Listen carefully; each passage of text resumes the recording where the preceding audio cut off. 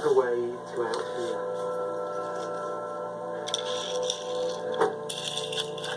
Now that cloud of dirty snowball, still gravitationally bound to the sun, extends out 50,000 astronomical units. On our scale, that's half a kilometre from the sun. And remember, the Earth was 1 centimetre away.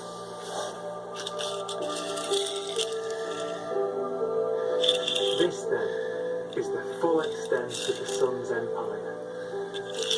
The lightest gravitational touch, which retains a cloud of ice, enclosing the sun in a colossal sphere.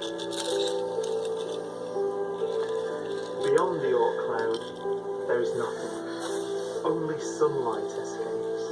Light that will take 4 years before it reaches even the sun's closest neighbour, Proxima Centauri. A red dwarf star among the 200 billion others that make up the Milky Way. And it's by looking here, deep into our local galactic neighbourhood, that we are learning to read the story of our own star's ultimate fate.